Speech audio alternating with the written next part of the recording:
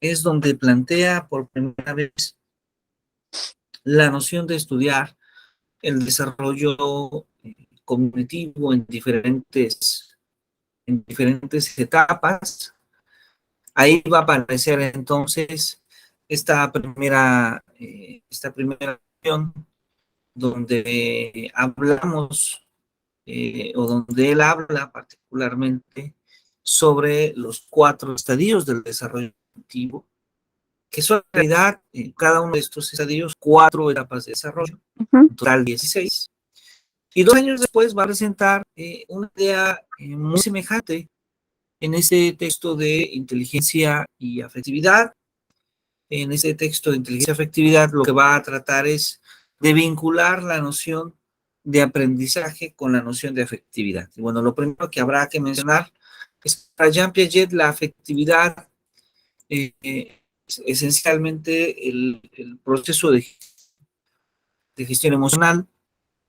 Piaget asume un poco que así como se va desarrollando la cognición a lo largo de toda la vida, también la gestión emocional se va a venir desarrollando en diferentes etapas.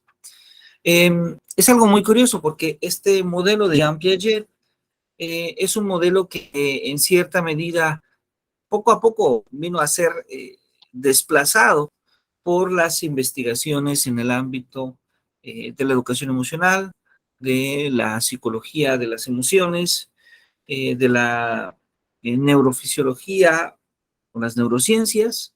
Sin embargo, podríamos decir que es uno de los primeros elementos que hay en el estudio de la educación emocional y que particularmente, una de las nociones posiblemente más importantes o más relevantes que tiene este trabajo es este resultado al que llega Jean Piaget, que este sí va a perdurar a lo largo de las siguientes décadas, que es esa conexión natural que hay entre los procesos afectivos y el aprendizaje. Es decir, no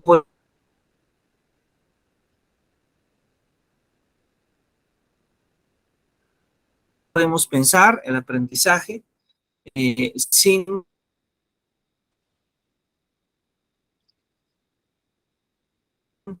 hacer notar la influencia que tienen los procesos afectivos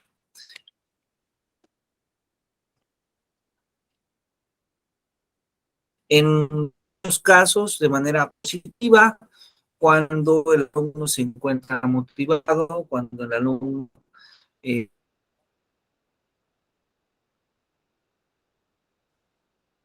está ansioso, está eh, con ese interés por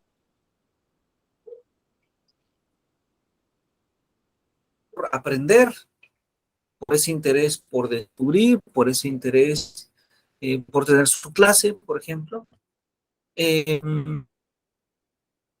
Sí. porque disfruta su clase, ¿sí? La clase le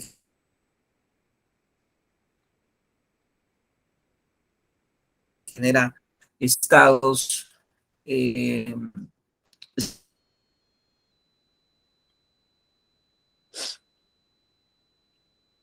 estados de bienestar, pero también puede afectar de manera negativa cuando se está en aspectos que generen estrés, que generen ansiedad de parte negativa. Entonces, ¿cuál es la reflexión que yo las maneras en las cuales llevamos la clase?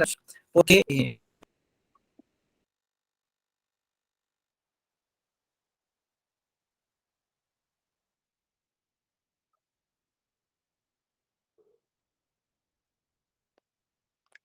Creo que se trabó, profe, no lo escucho ya.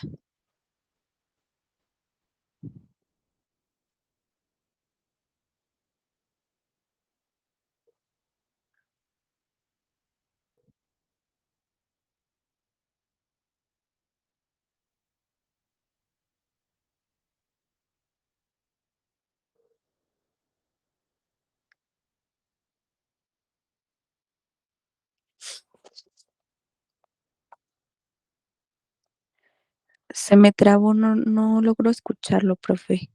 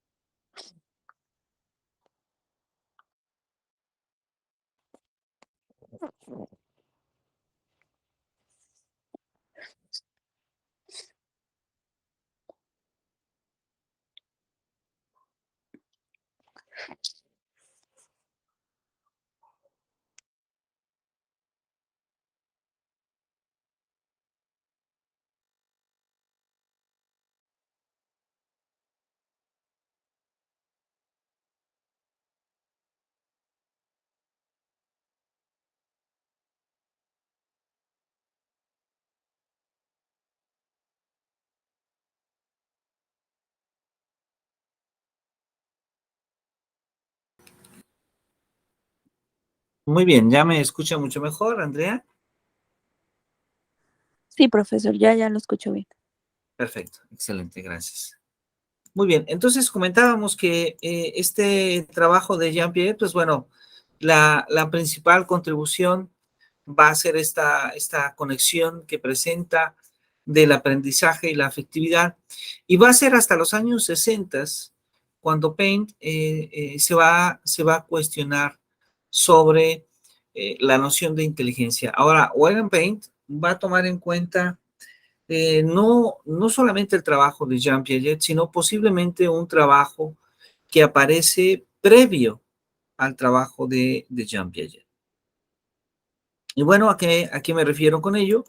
Me estoy refiriendo con ello esencialmente a un trabajo que ya hemos tenido oportunidad de citar, que es el trabajo de Edward Thorndike, que desde los años 30 nos habla sobre las habilidades sociales, ¿no? Que Edward Thorndike, de hecho, él no les llama habilidades sociales, se les llama la inteligencia social, ¿sí? Esa inteligencia social que él la va a citar como esa habilidad que tiene el ser humano para poderse comunicar, para poder estar en comunicación, en contacto con las personas que le rodean. Muy bien, entonces, no sé si ya se logra ver por ahí la presentación. Sí, profesor, ya la puedo ver. Perfecto.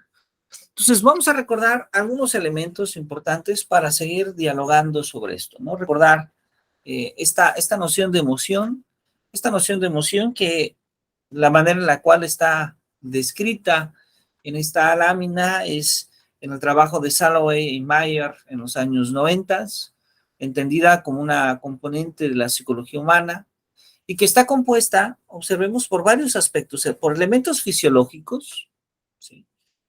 Esta parte es interesante porque alguien puede decir, ¿cómo estás? Uh, ¿Estás enojado? No, no estoy enojado, pero ves el rostro de la persona y está molesta. O no estoy tan feliz y ves la sonrisa de la persona y es evidente que está feliz. Es decir, hay una parte corporal que nuestro cuerpo asocia a nuestras emociones, que las emociones generan en nuestro cuerpo, que es inminente. Entonces, claro, es un componente fisiológico, es un componente que en cierta medida es instintivo, pero que tiene aspectos cognitivos y socioculturales. Algunos de manera consciente, otros también de manera inconsciente. ¿Cuál es la principal función que tienen estas emociones? Pues el poder causar en nuestro organismo una respuesta, esa respuesta que nos permite irnos adaptando al medio a través de sensaciones, bien sean de rechazo, bien sean de huida, bien sean de acercamiento o de aceptación.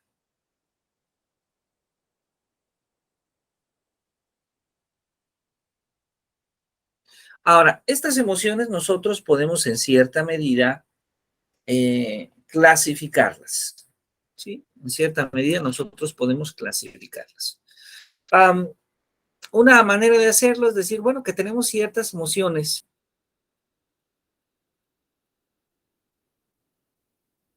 básicas,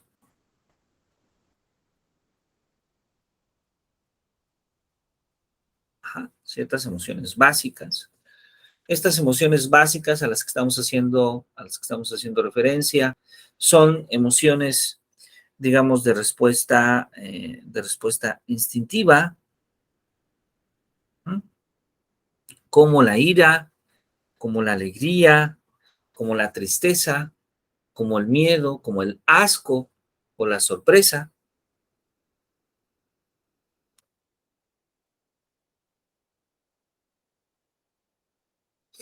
Y de ahí tenemos emociones secundarias o sentimientos. Estas emociones secundarias o sentimientos que conllevan habitualmente ya una componente cognitiva, pero también una componente cultural, como la gratitud, como el respeto, el perdón, la benevolencia, la contemplación estética. Por ejemplo, la contemplación estética tiene que ver en poder disfrutar de aquello que observamos, que consideramos bello, el arte, un paisaje, pero observemos cómo esta contemplación estética, entender cómo disfrutar la belleza, depende de varios aspectos. Por ejemplo, depende de un aspecto cultural, de lo que nos han dicho y de lo que nosotros entendemos por belleza. Y también, desde luego, desde la parte cognitiva. La envidia, los celos, el odio, la frustración, la venganza, son ejemplos de estas emociones secundarias o sentimientos. Ahora, para algunos autores, las emociones básicas las podemos dividir, las podemos clasificar en emociones positivas o constructivas. Esto está ligado esencialmente, principalmente al grado de bienestar que producen en las personas. Es decir, hay emociones que nos generan estados de bienestar positivo, que nos hacen sentir bien, les llamamos positivas o constructivas, y también hay otras emociones que sentimos que nos afectan, generando estados de malestar, y a estas les llamamos negativas. Por ejemplo, para una de nuestras colegas en el CIEM, la psicóloga Imelda Parra, la emoción es una reacción compleja ante un estímulo externo, algo que podemos ver, algo que oímos, que escuchamos, o algo interno como un pensamiento, como un recuerdo, y que su principal característica es que nos impulsan hacia la acción, que son más intensas y que duran menos tiempo que los sentimientos. ¿Cuál sería como un ejemplo de los sentimientos que tienen mayor duración que las emociones? Claro. De hecho, los sentimientos son estas emociones secundarias. Por Ah, ejemplo, okey. la gratitud, ¿sí? La Ajá. gratitud. Cuando alguien nos da un regalo, cuando alguien nos muestra su aprecio, su cariño, cuando nos sentimos agradecidos ante una persona o un grupo de personas, ese sentimiento perdura más allá que solamente ese acto, ese momento, ¿sí? Vamos a suponer es el cumpleaños de una persona y le regalan un pastel, le dan sus regalos, le muestran su aprecio. Pues de inicio vive emociones, esa emoción de sorpresa, esa emoción de alegría en ese momento, en ese acto, Ujú.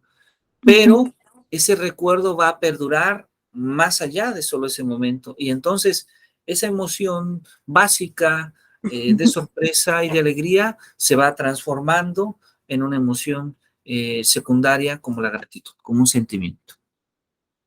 ¿Sí? Okey, sí, gracias. Entonces, en esa misma categoría podemos entender el respeto, el perdón, la benevolencia, como había comentado, la contemplación estética, la envidia, los celos, el odio, la frustración o la venganza, ¿no? Entonces, observamos cómo también estas emociones secundarias o sentimientos, pues tienen componentes positivos, pero también negativos. Es decir, una persona también puede eh, eh, conservar, digamos, una emoción negativa como la envidia por un periodo muy amplio de tiempo, o los celos, o el odio, o la frustración, o inclusive la idea de venganza. Okey. ¿Esto a qué se debe? Pues esto se debe un poco a que los sentimientos son la suma de una emoción, sí, pero más el pensamiento. ¿Sí? Es decir, no solamente es una emoción que va a perdurar unos instantes, unos momentos, el tiempo de una acción, sino que va a quedarse como parte de nuestros pensamientos. Pero no solo eso, va a hacer que ese pensamiento y cada vez que tengamos ese pensamiento genere emociones en nosotros. ¿Sí? Es como cuando alguien tiene un recuerdo que le es positivo y nos genera cierta alegría, cierto bienestar. Bueno, yo viví esto, no sé, voy a pensar en mi cumpleaños, en mis 15 años, en mi boda, momentos agradables, momentos que las personas buscamos recordar, pero por otro lado tenemos otros sentimientos que son generados por otro tipo de recuerdos, ¿no? Mucho más que nos pueden generar tristezas o inclusive que nos pueden generar molestias, enojos, ¿sí?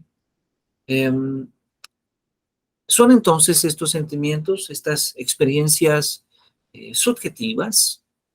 Son subjetivas, ¿por qué? Porque somos nosotros quienes les damos esa interpretación, ¿sí? Nosotros somos quienes le damos sentido de esa forma. Y esto es importante porque eso significa que somos nosotros también quienes podemos cambiar el sentido de esos recuerdos o de esos sentimientos, sobre todo de aquellos que son de carácter negativo. Entonces, son esas experiencias subjetivas que tienen una base emocional y que se van a caracterizar. Una de las características es que tienen una mayor duración que las emociones. Las emociones, entonces, básicas, las podemos clasificar en 4 tipos, ¿sí? Siguiendo la idea del psicólogo español Rafael Vizquerra, las podemos ver como alegría, como enojo, como miedo y tristeza. Y además podemos pensar en todos los sentimientos que se generan a partir de ellos. Por ejemplo, en la alegría, mire, la felicidad es un sentimiento. El alivio, la dicha, la diversión, el orgullo, la satisfacción, el amor es también una emoción, un sentimiento que proviene en general de esta emoción básica de la alegría. Del otro lado está el enojo, por ejemplo, que nos genera sentimientos como la ira, como el resentimiento, como la hostilidad, como la indignación, la irritabilidad, los celos. Y por otro lado está la tristeza, ¿sí? Esta tristeza que nos genera dolor, nostalgia, desaliento, soledad, el miedo, ¿sí? El miedo que nos genera angustia, que nos genera desconfianza, que nos genera preocupación, que nos genera ansiedad, ¿sí? Entonces, observemos que estas emociones básicas, la combinación de estas emociones, pues nos van a generar diversos sentimientos. Y si ponemos atención, pareciera que cuando hablamos de emociones positivas y cuando hablamos de emociones negativas, pues pareciera que asociamos la idea de enojo como algo negativo, la tristeza como algo negativo y el miedo como algo negativo, la alegría como algo positivo. Entonces pareciera que es un poco más fácil adquirir estos sentimientos o estas emociones negativas. En realidad, Martín Pinos, otro psicólogo, neuropsicólogo español, nos habla que en muchas ocasiones el término positivo o negativo se interpreta mal. Y se interpreta mal porque a veces decimos, eso negativo, entonces queremos evitarlo. Queremos evitar el enojo, queremos evitar el miedo, queremos evitar la tristeza. Pero en realidad es natural. Es natural que tengamos enojo, es natural que en algunos momentos tengamos miedo, tengamos tristeza. Lo que no es natural es que todo el tiempo tengamos enojo, miedo, tristeza o alegría, ¿sí? Es natural ese cambio y de hecho tienen cierta función. Cuando nosotros atravesamos una avenida y hay muchos automóviles, el miedo es importante porque el miedo nos permite estar concentrados, nos permite preocuparnos, nos permite desarrollar la atención suficiente para atravesar la calle con los cuidados prudentes. Entonces, el miedo también nos permite. A veces necesitamos un poco de enojo, a veces necesitamos un poco de valentía para poder enfrentar las cosas complejas que tiene nuestro día a día, ¿sí? A veces necesitamos esa tristeza, esa nostalgia, esa soledad para reencontrarnos a nosotros mismos, para recuperarnos, para tomar decisiones, no solamente desde un punto de vista, desde la alegría, sino también desde otras perspectivas. Entonces, cada una de estas emociones tiene su misión, tiene un papel importante en el desarrollo de nuestra vida, son importantes en nuestra vida. Y desde luego, yo diría que el punto sustancial no está en quedarnos exactamente a la mitad. Creo que debemos de buscar estar un poco más hacia el lado positivo, pero entender que la tristeza, el miedo y el enojo son también parte esencial para entender el comportamiento de las personas y para nuestro desarrollo. ¿Qué sí puede ocurrir? Pues que el desarrollo inadecuado, por ejemplo, de las emociones, comúnmente lo ligamos con conductas agresivas.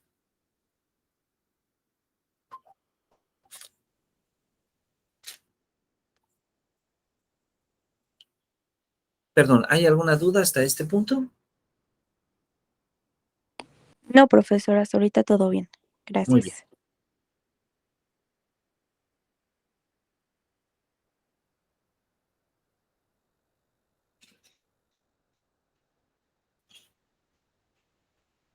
muy bien.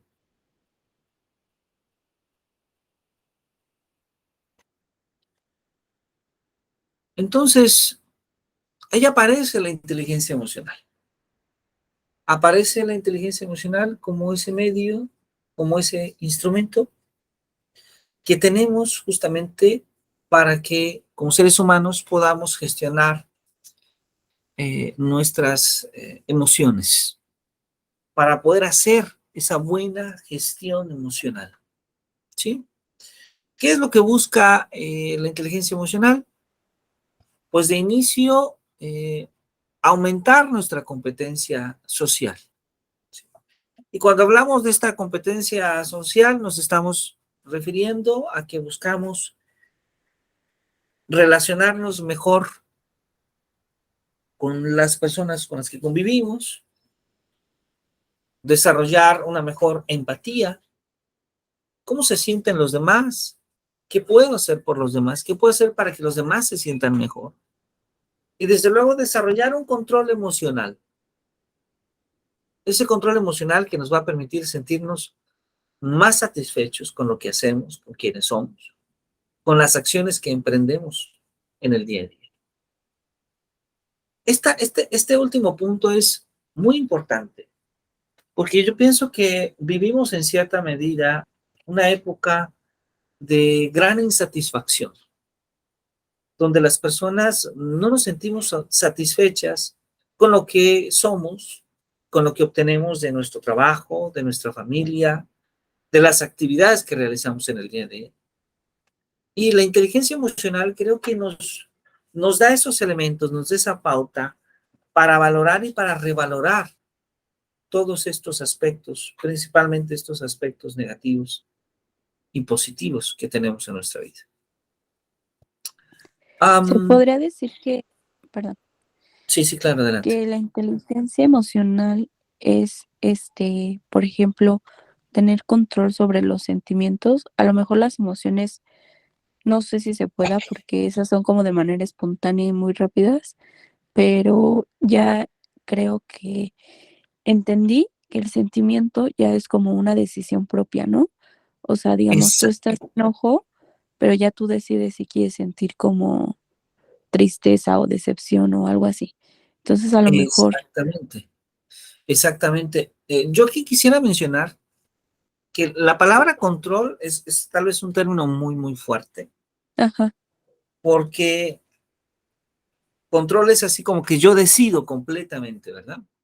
ajá, Yo diría que tal vez, aun cuando yo utilicé la palabra control, que tal vez el término más adecuado, porque hay muchos términos que usamos, tal vez el término más adecuado es gestión. ¿Por qué? okey, Porque nosotros, como tal, sentimos, tenemos sentimientos, y esos sentimientos forman parte de nuestra personalidad. Hay sí, personas que somos muy nostálgicas, hay personas que somos muy alegres, hay personas que de manera constante reaccionan al enojo, ujú. al miedo. ¿Qué es lo que puede hacer la inteligencia emocional? Lo que puede hacer la inteligencia emocional es que poco a poco puedan ir gestionando mejor esas emociones y esos sentimientos. De tal manera que busquemos alternativas a esos estados emocionales. ¿Sí? Yo ya sé que tal vez ciertas acciones que yo realizo, o que realiza mi pareja, o que realizan mis familiares, me afectan. Entonces tal vez puedo evitar ciertas acciones, puedo evitar ciertos comentarios, inclusive puedo evitar um, ese impacto emocional que presentan en mí. Y puedo darme cuenta, esto es muy importante, puedo darme cuenta qué es lo que afecta esa situación en mí. ¿Sí? Ahora, eso que afecta no solamente es a veces la persona, a veces hay contextos que afectan. Y entonces la persona se va dando cuenta que cuando cambia ese contexto, su situación es mucho mejor, se siente mucho mejor. Y como consecuencia se va, la inteligencia emocional le va liberando, le va permitiendo controlar, le va permitiendo gestionar sus estados emocionales. Y eso es sumamente importante porque permite a la persona cambiar su vida, permite a la persona cambiar la vida que tiene para una vida mejor, para una vida en bienestar. Um, Perdón, no sé si guste comentar algo más. No, profe, ya gracias, Ok, ya me quedó más claro. ok, ahora en este sentido, nosotros también podríamos decir que en la educación el equilibrio emocional incrementa el aprendizaje. Algo muy semejante a lo que Jean Piaget había propuesto, lo propone Yerkes y Dobson ya en los años 90, y esto es que a poca activación emocional hay poco aprendizaje. Pero si la activación emocional se incrementa, se eleva el aprendizaje hasta un punto óptimo y de ahí empieza a decrementarse hasta que el aprendizaje disminuye. Este trabajo de Yerkes y Dobson en realidad es el descubrimiento de lo que comúnmente llamamos el tiempo de aprendizaje o el ciclo de aprendizaje. Es decir, cuál es el tiempo en el que los niños, los adolescentes, van a desarrollar el aprendizaje. Pues bueno, lo primero que nos dice este enunciado es la influencia que tienen las emociones en el aprendizaje. Pero lo segundo es que no siempre podemos estar aprendiendo. Los tiempos de aprendizaje son breves, son momentáneos. ¿Sí? Nosotros tenemos activación emocional y entonces podríamos decir que vamos aprendiendo, pero llega un momento en que esa motivación que tenemos al principio empieza a ser menor y el cansancio empieza a tener un papel más importante hasta que ya no aprendemos. Entonces, esto le da sentido a que, por ejemplo, las clases deben de buscar diferentes espacios, deben de buscar diferentes momentos, entendiendo que los alumnos no van a poder prestar su atención eh, a una misma actividad durante un largo tiempo. ¿Qué podemos decir en este sentido? En general, pues que el desarrollo de las habilidades socioemocionales favorece el desarrollo académico, promueve relaciones que puedan ser más armónicas entre los compañeros y claro, va a disminuir problemas de conducta, problemas de acoso escolar, va a mejorar la participación ciudadana, ¿sí? También el éxito en las labores profesionales, el éxito laboral y desde luego contribuye a la salud, al bienestar, siempre adoptando mejores estilos de vida que puedan ser saludables y que favorezcan la salud mental. Ahí tenemos una imagen de Richard Davidson, uno de los psicólogos estadounidenses más influyentes. Y sí, Richard Davidson nos ha hablado de la plasticidad cerebral de cómo a lo largo de toda la vida podemos aprender. Y esto es importante porque es gracias a los trabajos de Richard Davidson que pasamos de hablar de la inteligencia emocional a la educación emocional. El término educación está ligado a que algo se puede enseñar y a que algo se puede aprender. Y antes de los trabajos de Davidson, parecía que nosotros nacemos con la inteligencia emocional, nacemos, digamos, con nuestras emociones, con nuestros sentimientos, y estos perduraban a lo largo de toda nuestra vida. Es decir, parecía que no había estudios que demostraran que había cambios, que podríamos educarnos emocionalmente. Los trabajos de Richard Davidson se basan justamente en ello, dan un fundamento a ello, en el sentido de que podemos aprender a gestionar mejor nuestras emociones.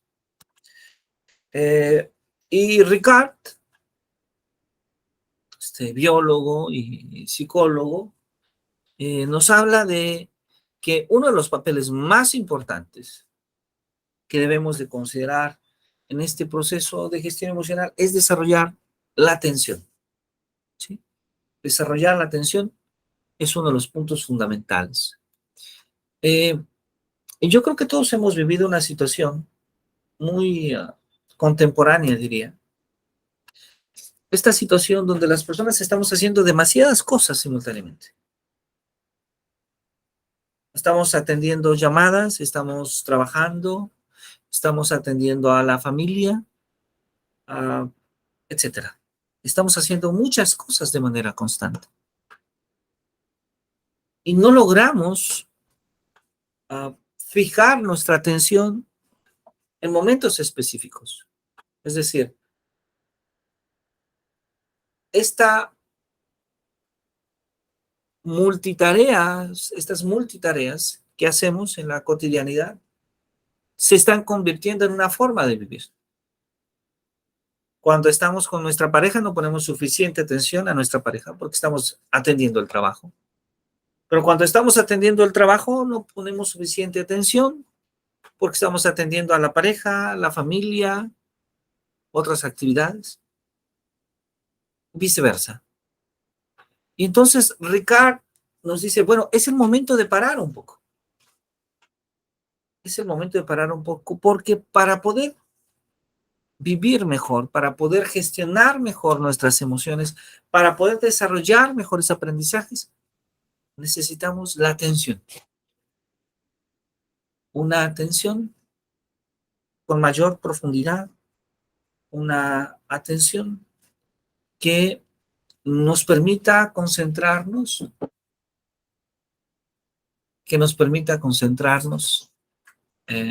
y trabajar solo en aquello que hemos decidido trabajar. Ok, me gustaría, si usted está de acuerdo, maestra, fíjese que tengo una clase ahora a las 9. Hemos empezado un poquito tarde, le ofrezco una disculpa por ello. No, profe, Pero, no se preocupe, al contrario. no sé si usted tiene inconveniente, si envío un documento para que usted revise en la semana y nos vemos el próximo sábado en punto de las 8 de la mañana. ¿Le parece bien? Sí, claro que sí, muy bien. Bueno, ¿alguna duda, alguna pregunta de la sesión del día de hoy? No, nada, todo bien, muchas gracias. Bueno, muchísimas gracias a usted, que tenga un muy bonito día y muchas gracias por su trabajo. Gracias, Un profesor, bonito fin igualmente. de Buen semana. día. Hasta Gracias. luego. Bye. Bye, bye.